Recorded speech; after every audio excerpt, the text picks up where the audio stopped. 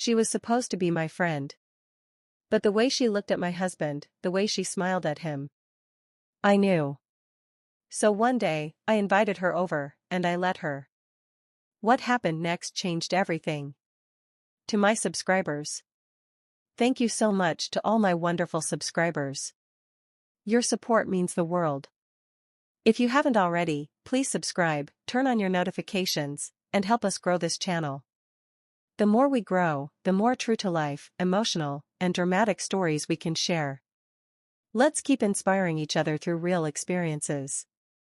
My name is Amanda Westbrook. I'm 36 years old, a wife, a mother of two, and I live in a small, peaceful town just outside of Nashville, Tennessee. We've got quiet streets, friendly neighbors, and the kind of community where you wave at the mailman and bring casseroles to church potlucks. My husband, Gideon, is the kind of man other women notice. Broad shoulders, charming smile, a kind of easy confidence that makes people feel safe around him. He builds things with his hands, deck chairs, bookcases, even fixed our broken fence last spring. He's never been flashy, but he has a way of standing out in a room without even trying. We've been married for 12 years. And for most of that time I believed we had something strong. Something sacred. Then Ember entered our lives. I met Ember at a school fundraiser. Her daughter was in the same second grade class as my son. She was warm, outgoing, and always dressed like she was ready for a magazine shoot, flowy tops, perfect nails, lip gloss that never seemed to fade. She had just moved back into town after a messy divorce, and I felt sorry for her. I invited her over for coffee, introduced her to a few of the moms, and before long, she was showing up at my house on the weekends like it was her second home. At first, I liked having her around. She was funny, always had wild stories, and she knew how to light up a room. Gideon liked her too, or maybe I should say, she liked Gideon. The signs were small at first. She laughed too hard at his jokes, even the dumb ones. She always sat next to him when we watched movies in the living room. And once, I saw her touch his arm when she thanked him for fixing her leaky faucet. Just a light touch, but it lingered. I started brushing it off. I didn't want to be the jealous wife. Gideon was polite, respectful. He didn't flirt back. Or maybe he did, and I just didn't see it at first. Maybe I didn't want to see it. But then came the day that changed everything for me. It was a Sunday afternoon. Gideon was out back, grilling, and Ember had come over with a bottle of rose and that same flirty smile she always wore around him. I watched her through the kitchen window as she walked out to him, hips swaying, voice high-pitched and sweet. She handed him a glass of wine, and he laughed at something she said. But it was how he looked at her that gutted me. He looked amused. Interested. Like a man who enjoyed being admired. And she? She stared up at him like he was the only man left on earth. Her hand brushed his chest lightly, and she leaned in close, whispering something in his ear. My heart thudded in my chest. I froze in the middle of washing dishes, soap still on my hands, and just stared. He didn't move away from her. He didn't stop her. That night, I didn't say a word. I laid next to him in bed, pretending to sleep, tears burning in my eyes.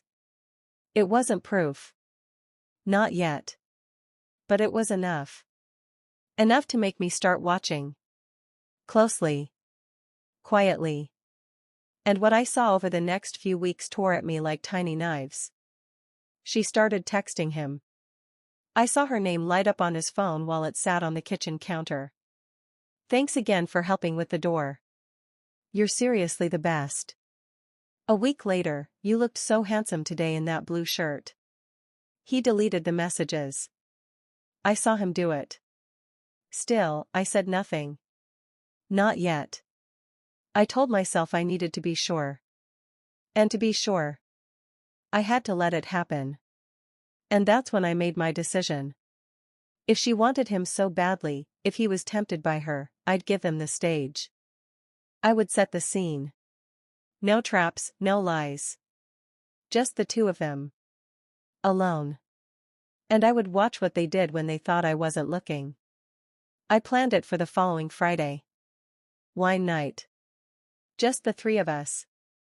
Like old times. But this time I wouldn't be smiling. I wouldn't be pouring drinks just to make conversation. I would be watching her. Watching him. And I would finally know the truth. Even if it destroyed me. The moment I decided to go through with it, I felt two things, powerful and sick. It's a strange thing, plotting your own heartbreak. But I had to know. I needed truth more than comfort. Amber always talked about girls' nights and how we never did enough of them anymore. So I texted her on a Tuesday afternoon. Let's do a wine night Friday. Just you, me, and Gideon. Like old times. She replied within minutes. Yes. I've missed this. Can I bring that new red I told you about? You'll love it. I stared at her message. She had no idea. I walked into the kitchen where Gideon was fixing a loose cabinet door. Hey, I said casually. Amber's coming Friday. I told her we'd do wine and charcuterie like we used to. He didn't look up. Cool. That'll be nice. She hasn't been over in a while. I nodded slowly. Nope. She hasn't. He still didn't meet my eyes. The next few days were a blur. I went through the motions, school pickups, grocery store, laundry, but inside I was counting minutes. Every detail had to be perfect. I wasn't planning a party. I was building a stage. I cleaned the living room just right. Set out 3 glasses. Put out the wine she said she'd bring and added one of our best reds from the cabinet. Then I set the camera. Not a high-tech one. Just a small nanny cam we bought years ago when the kids were toddlers. It looked like a clock. I placed it on the shelf facing the couch, angled just so. The couch where Ember always sat. The couch where I had a gut feeling she'd try something. Friday came. I wore my usual, nothing flashy, nothing to draw attention. Ember arrived at 6:45, full of perfume and laughter and a clingy black dress that was trying too hard. She smelled like citrus and intentions. Gideon came out from the garage, his hands freshly washed, his shirt snug in all the ways she liked. We sat down in the living room. I poured drinks. She gushed about some new dating app disaster. Gideon laughed. I smiled, pretending I didn't notice how her legs were angled toward him, not me. Her fingers brushed his knee when she leaned in to tell a story. And then, halfway through her second glass of wine, I stood up and stretched. I'm gonna go lie down for a bit. Got a headache, I said, pressing 2 fingers to my temple. Ember blinked. Oh no. You sure? Yeah, I lied. You two go ahead. I'll probably just sleep it off upstairs. Gideon looked up briefly. You okay? I'm fine. I walked slowly up the stairs. But I didn't go to the bedroom. I waited in the hallway where I could hear everything. And worse, imagine everything. It was quiet for a while. Just the soft hum of music, occasional laughter. Then I heard her voice. Softer now. Closer. You know, Gideon. Amanda's really lucky. Silence. She's got you. That's not something most women get. He let out a breath. A quiet chuckle. Well, we've been through a lot. Another pause. Have you ever wondered? Ember's voice dropped lower. About me? My heart pounded in my ears. I leaned closer to the stair rail. I mean, she continued, if things had been different. If I wasn't such a mess. If we'd met at another time. There was a long silence. Then Gideon spoke. His voice shook a little. Ember. I know, she whispered. I shouldn't say that. But sometimes, I see the way you look at me, and I think, maybe I'm not crazy. A sound. Movement. Fabric brushing. I pictured her inching closer. Touching him. And then. You should go, Gideon said, voice firmer now. Silence. More movement. Her footsteps, quick and awkward. I'm sorry, she mumbled.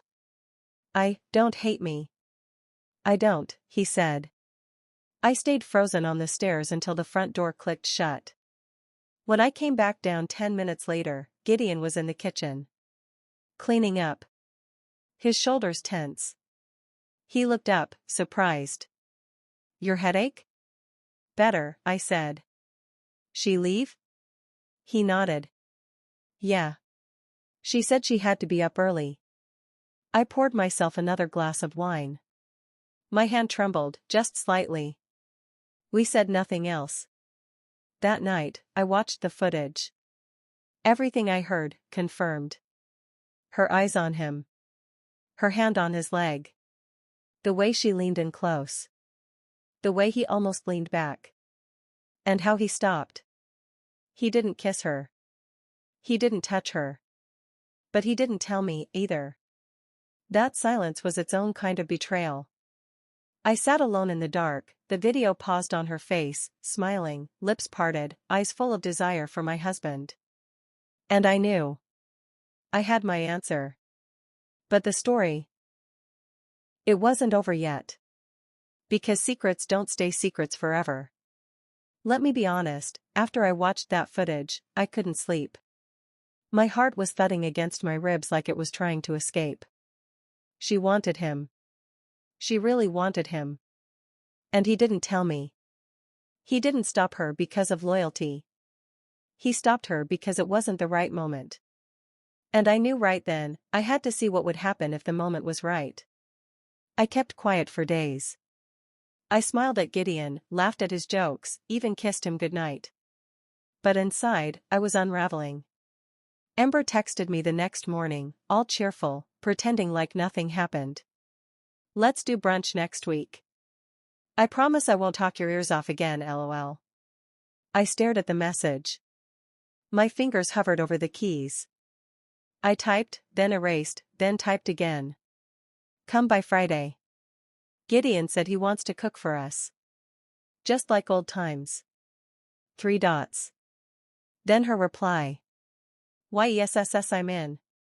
Of course she was. I didn't tell Gideon until Thursday. Ember's coming tomorrow, I said while folding laundry. You said you wanted to cook for her, remember? He blinked. I did? I shrugged. She said she missed your food. I figured it'd be nice. He hesitated. Okay. Sure. I could tell he was unsure. Maybe even uncomfortable. But he didn't say no. He didn't say why he was hesitant. Because he didn't know what I knew. Friday came fast. This time I didn't set up the nanny cam. I didn't need it. I wanted to be there. I needed to see it. I wore a dress that made me look soft and sweet. Harmless. The kind of woman who trusted too much and saw too little. Ember came in looking like she walked out of a magazine. Tight jeans, heels, perfect curls. She hugged Gideon a little too long. She smiled at me like I was her dearest friend. Dinner was pasta and wine. And giggles. So many stupid giggles. I watched them like I wasn't part of the room. The way her hand casually brushed his wrist when he passed her the pepper. The way she tilted her head when she laughed at his joke and not mine. But the worst part? Gideon liked it. He didn't flirt back, not really. But he didn't shut it down either. He let it happen. He didn't see me watching. He didn't know I was watching everything. After dinner, I stood up. I need to make a quick call. You two talk. I'll be right back. Gideon looked confused. Ember didn't. I stepped into the hallway, just out of sight, phone to my ear pretending I was talking to my sister. And from there, I heard it. The shift in their voices. Quieter. Closer. Gideon, she said. I've thought about the other night a lot. I could hear his breath catch. Ember. You didn't push me away right away. He sighed. I have a wife. I know. And she doesn't see you. Not the way I do. I leaned against the wall, breath shallow. You think she doesn't notice how you've changed? The way you carry stress? The way you work late just to avoid going home? A pause. His voice dropped. She's been distracted. I won't lie. And I'm right here, she whispered. Another long pause. Then movement. The soft shuffle of bodies. A gasp. And then, I can't, he said sharply. The chair scraped. You need to go. Silence. And then her voice, bitter now. You'll regret this. Footsteps. Fast and angry. The door opened and slammed shut. I walked back in. Gideon was still standing in the living room, hands on his head. His chest rose and felt like he'd just run a mile. He turned when he saw me. Amanda, I know, I said. His eyes went wide. You know? I nodded. I heard everything. He stared at me, stunned and ashamed. I didn't do anything. No, I said quietly. You didn't. But you wanted to. For a second, you wanted to. He didn't answer. That silence said everything. That night, I lay awake while he slept beside me. My mind raced in loops. Was I glad he didn't kiss her? Yes. Was I furious he didn't tell me the first time? Absolutely. But the truth that haunted me the most? I had created the perfect storm. I invited it. I let it happen. Because deep down, I needed to know if I was still wanted. If he was still mine. And now that I had my answer, I wasn't sure what to do with it. I waited a full week before I texted her. We need to talk. Coffee? Just us. 3 dots appeared. Then they disappeared. Then again. Finally, her reply came. Sure. No smiley face. No hearts. Just one word. She knew what was coming. We met at the coffee shop we used to go to all the time. The one with the mismatched chairs and the chalkboard menu. I wore sunglasses, even though it was cloudy. She showed up in all black, like she was attending a funeral. Maybe in a way, she was. I got there first. I picked the corner table. She walked in, eyes scanning the room. When she saw me, her lips tightened, but she walked over with her head high. Hey, she said, sliding into the seat across from me. Hey. We didn't speak for a full minute. Just stared at our cups. Mine was a latte. Hers, straight black. Of course. Then I said it. I heard everything that night, Ember. Her shoulders twitched. I was standing in the hallway. I heard you tell him you wanted him. That I didn't see him. That I didn't love him the right way. Her eyes narrowed. And I watched you try to kiss my husband.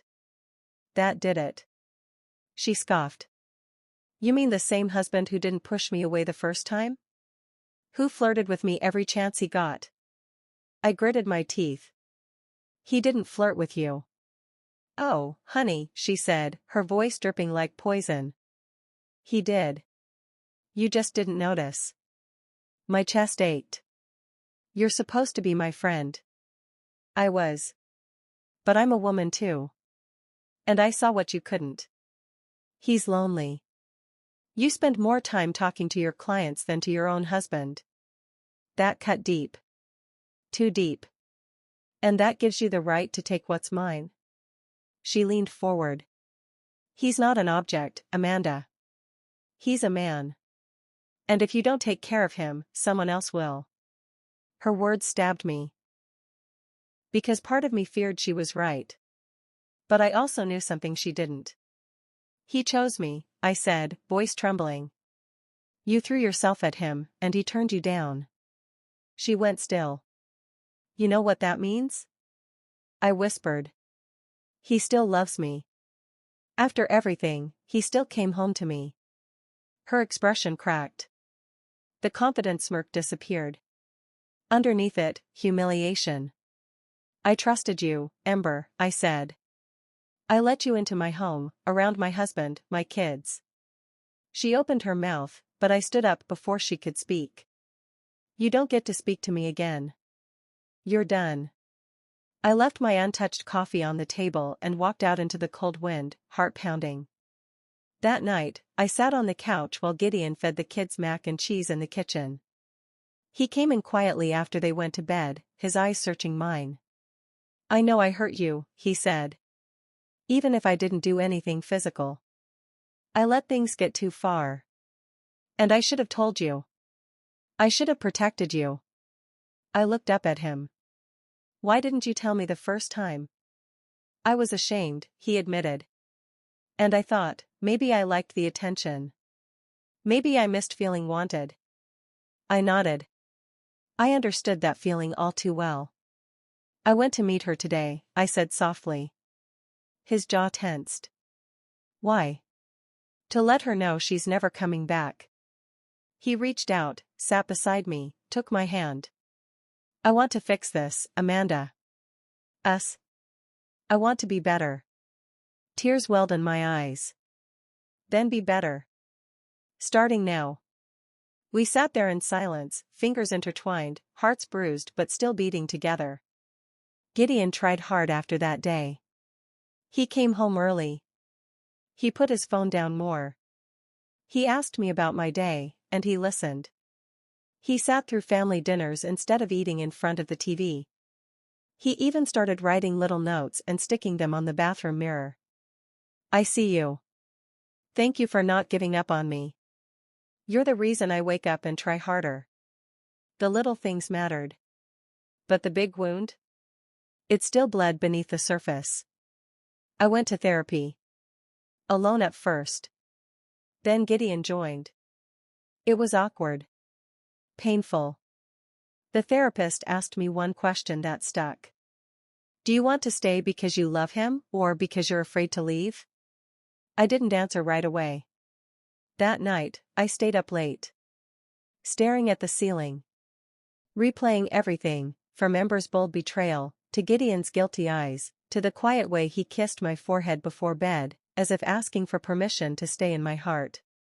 The truth was, I still loved him. Not the man he had been with her. But the man who looked at me with regret, who held our daughter's tiny socks while doing laundry, who teared up during bedtime stories. 3 weeks after that coffee shop meeting, I saw Ember again. At the grocery store. She looked right at me. I looked right back. She turned and walked away. And I let her. One morning, Gideon and I took the kids to the park. It was sunny, rare for this time of year. Ava ran ahead. Jake chased after a squirrel. We just sat on the bench, side by side, watching them laugh. He slid his hand into mine. Gently. Cautiously. Do you think we'll be okay? He asked. I didn't answer right away. I squeezed his hand. We're not what we were, I said. But maybe we could be something new. Something better. If we both keep choosing each other. His eyes welled. Then I'll choose you. Every day. Even when it's hard. I nodded. Me too. It wasn't a fairy tale ending. There were still scars. Some nights, I'd wake up wondering where I went wrong. Some mornings, I'd see his phone light up and feel my stomach twist. But healing isn't a clean line. It's messy. It's quiet. And it takes two people deciding to rebuild with open hearts. We got through the hardest chapter of our marriage. And now, we're writing a new one. Not perfect. But honest. That's the END.